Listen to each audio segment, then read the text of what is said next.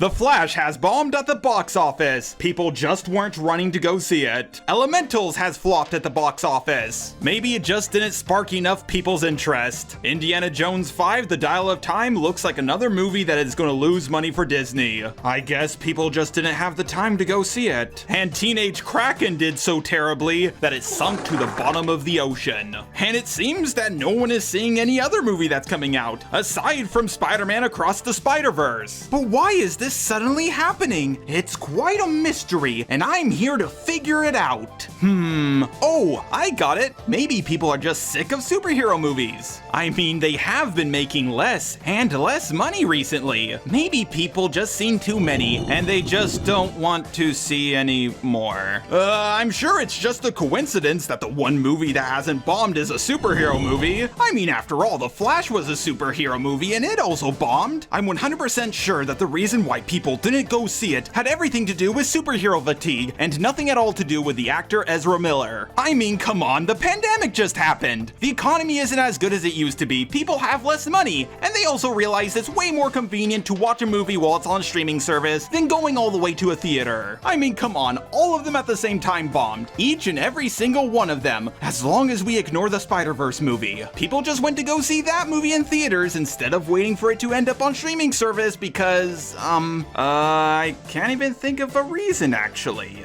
And come to think of it, aside from the Mario movie, that's the only movie I went to go see this year. And that movie was also a knockout success. You know, it might sound a little crazy, but maybe, just maybe, these movies did well at the box office because they were good. What the fuck? Okay, so I've seen a few YouTubers I watch talk about this, even people like Moist Critical, and all of them seem to be missing the answer. It's all because of a little fella named Broke, first name Woke. But hold on there, Just a Robot. You just said SpiderVerse did good. Isn't that movie woke? Well, I guess it is a little. I mean, the main character is Blaxican, but there's so much more to his personality than just that. He's not just some Gary Stu who's good at everything, just like Tobey Maguire's Spider-Man, Andrew Garfield's Spider-Man, Tom Holland's Spider-Man, Ant-Man Spider. He had to learn how to use his powers and how to become a true hero. It isn't always easy balancing your life saving people while also still getting to class on time, along with a whole bunch of other social events. Because he's young, he's left out of the loop, and he has to do what he can to prove himself.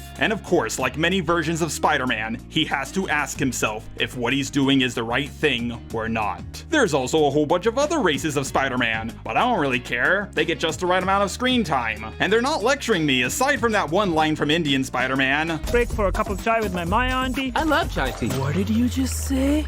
Chai tea, chai means tea, bro. You're saying tea. Would I ask you for a coffee with room for cream? No. But to be honest, that's a mistake I've made, and I'm glad to be corrected on it. Indian Spider-Man, if you're watching this, I would like to return the favor to you. Use your powers to get rid of the caste system in your country. I've also heard arguments that the one white straight male Spider-Man is kind of a loser, especially when you compare him to all the other ones. He's awkward, slower, in a robe, wearing sandals, and carrying a baby around with him. I get where those people are coming from, but I do have a few counter arguments. Number one, he's from the last movie. He was a lesser version of the white straight male Spider-Man from Miles Morales' world. His name is Penis Parker. Penis P. Parker. Ow, my hand. The writers didn't make up this character for this movie so they could say, look, every version of Spider-Man is amazing, except for the white male. Also, when all the other Spider-Men are chasing after Miles Morales, he's the first one to catch up to him, and is the only one who tried to talk things out with him. So yeah, one could just as easily make an argument going in the opposite direction. Wow, dude, really? The one white male Spider-Man is the only one who tries to talk things out instead of randomly chasing after him blindly following orders? Well, it's clear to me that this movie is just pandering to MAGA people. I mean, there was also the black punk Spider-Man who didn't chase after him, but he kind of just fucked off. But then we have, Jessica Drew Spider-Woman, whose race bent into being black, and just like in the comics, she's pregnant. When she's first introduced in the show, she shows up on a rad cool motorcycle and takes out the villain who was giving the other two versions of Spider-Man a lot of problems. She also seems to be one of the highest ranked Spider people, and when Spider-Gwen meets her, she's completely speechless until she blurts out, "Can you adopt me?" I understand that Spider-Man is a decently strong superhero, but I'm pretty sure even for their level of strength, swinging around and doing all those kicks and flips and other things cannot be good for the baby she's carrying around.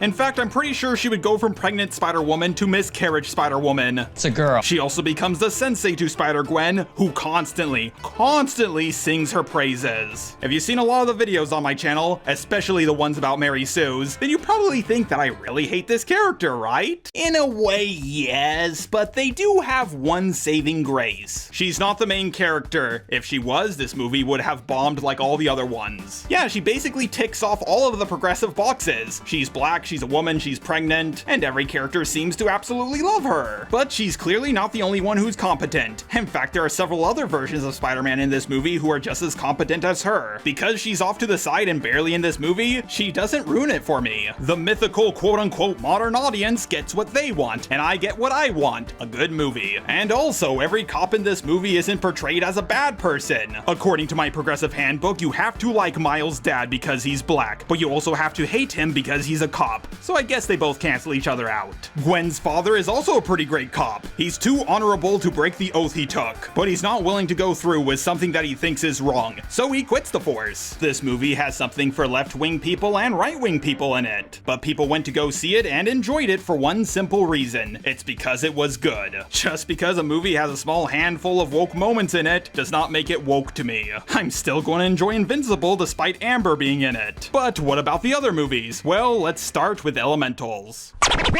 If you've seen my video for why allegories for discrimination don't work, then I think you have a pretty good idea of what the big problem with this movie is. While there are slight biological differences between the races, like white people needing more sunscreen and black people needing more conditioner, they're not as different as fire and water. Like in my allegories for discrimination video, I said if I was running a store, I would probably refuse service to a guy with fire powers who could burn it down. In this world, fire people are also refused service from some locations because they can burn things down. And this is not just a stereotype, we see it at multiple points in the movie. But the people who refuse them services are painted by the film as being unreasonable. Huh? I agree that we should do what we can to get along with one another, but allowing those people inside certain places would completely destroy the economy. In the movie Zootopia, despite how different all the animals were to one another, the city's infrastructure still did its best to accommodate each and every single one of them. It's a place that seems to make sense. In Elementals, there's literally a water train that goes over Firetown. But Jar, it's supposed to represent how they're not all treated as equal. Okay, factories that spew out toxic chemicals being near neighborhoods where black and brown people live is by no means no way near something like this.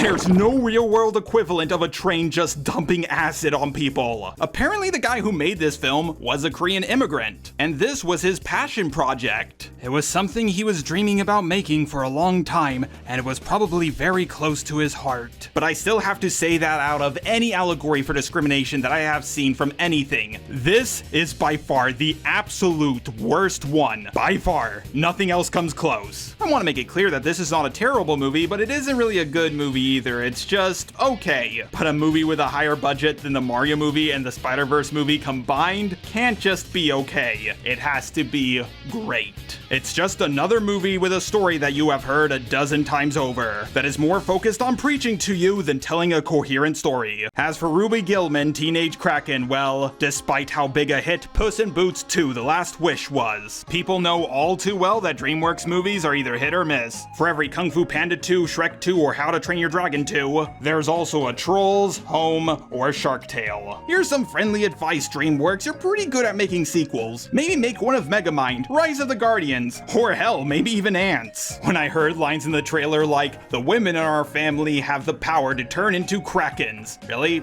Just the women, not the men as well? Or the love interest being black, I'm not gonna lie, I got a little nervous until I realized this wasn't a Disney movie. Something like this from the House of Mouse would have filled me with fear. But DreamWorks DreamWorks is a company that I have way more faith in. But there was nothing in the trailer that really caught my interest. It was another generic teenage story that we've heard dozens of times over. Now I'm sure if the love interest was white, or the mother said the people in our family have the power to turn into giant krakens, that this movie would have still bombed at the box office. I think a few people might have mistook this for a Disney movie and decided not to go see it. But even then I think it would have only made a couple tens of $1,000s more, which in terms of the box office is basically nothing. Whether a movie is woke or not is not really the big issue here. A movie just has to be good and captivate their audience so they will go see it. It just so happens that a lot of woke movies just have the wokeness and nothing else to offer. This movie didn't even have wokeness, it just had nothing to offer. And as for the flash bombing, well, I guess most DC movies haven't really been doing that well as of late. But Ezra Miller playing the Flash probably didn't help.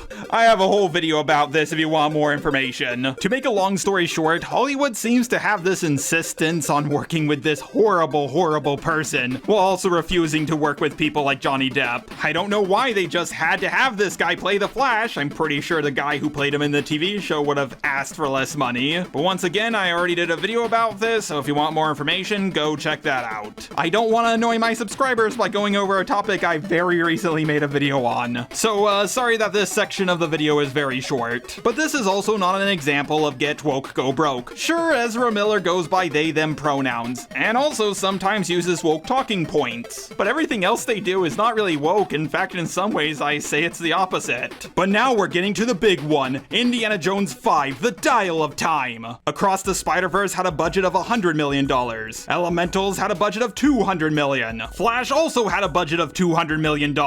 Ruby Gillman, Teenage Kraken only had a budget of $70 million. But this movie had a budget of $300 million. Well, Disney seems pretty confident in this film. And I'm sure out of the 4 films I have talked about, the most woke won't end up being the most broke. I mean, Indiana Jones is a pretty big IP. Not as big as Spider-Man, but that film did really good. I mean, if one film based on a big IP did good, then this one also has to do good, right? Let me give Mickey a call real quick and ask him something. Hey Mickey, are you there? I just gotta ask you something. Oh, hey Jar, I'm about to jump off a building, so please make it quick. Again? This is like the 3rd time this week. I'm just curious as to how your Indiana Jones movie did. LucasFilm is just not worth anything anymore. I'm just going to sell it back to George Lucas. Mickey, hello? You there?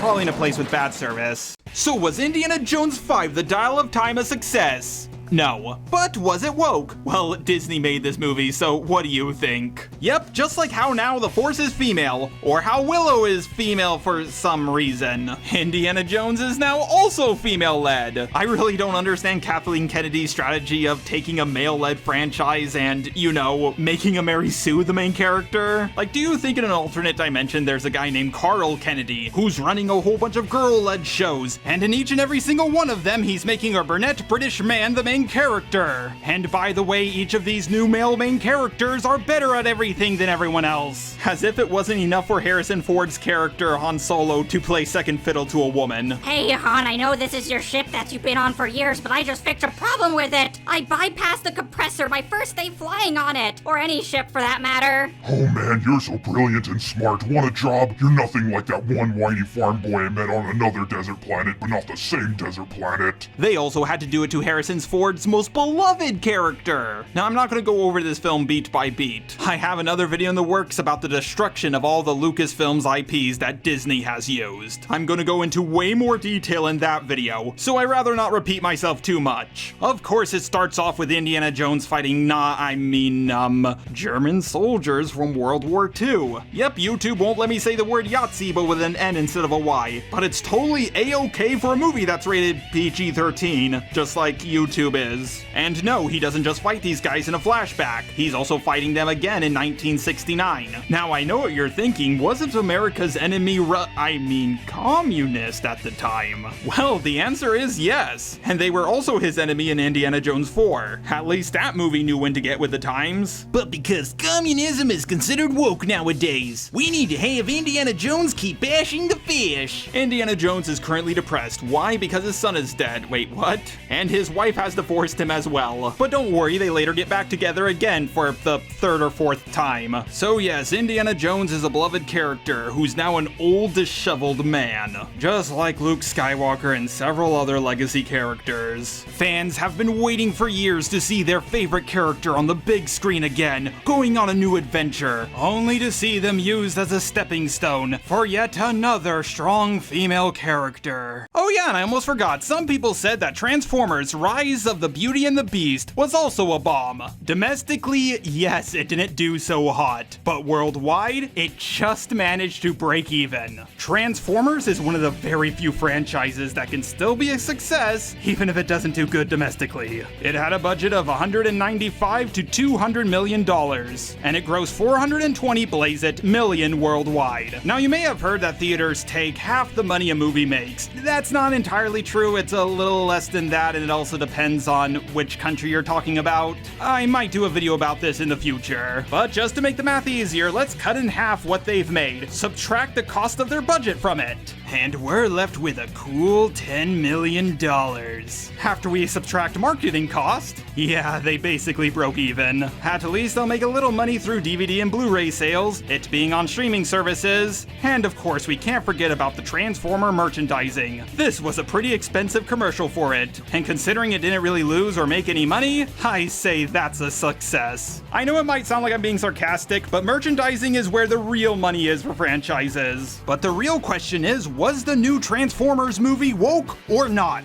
Now, I want to make it clear, I haven't seen this Transformers movie, and I'm never going to see it along with any Transformers movie because I find them to be incredibly historically inaccurate. Yes, I am a bit of a Decepticon sympathizer. I decided to look up Transformers Rise of the Machine, Get Woke, Go Broke on YouTube. I remember a lot of people were talking about this clip where one of the Transformers identified as non-binary. Bro, you're a robot just like me. You're nothing but a binary. But then again, considering Transformers are alien robots, they could have a quantum computer inside of them, which would make them non-binary, but I highly doubt it. Now, personally, I'm one of those guys who doesn't believe there's an infinite amount of genders. Hell, I don't believe in more than two. In fact, I don't even believe in two. I only believe there's one gender. It's either nerf or nothing.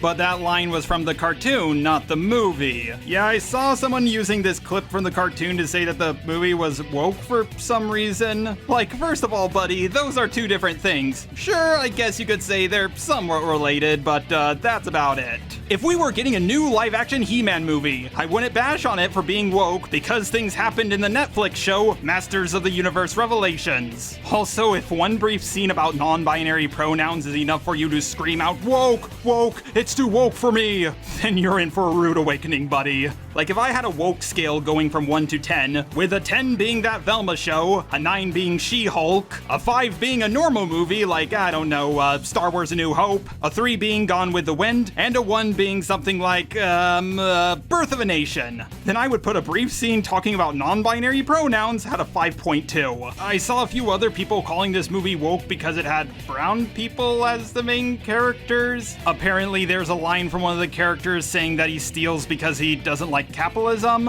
and apparently near the start there's a black person going in for a job interview, and his family tells him to laugh at the white people's jokes, so he's more likely to get a job.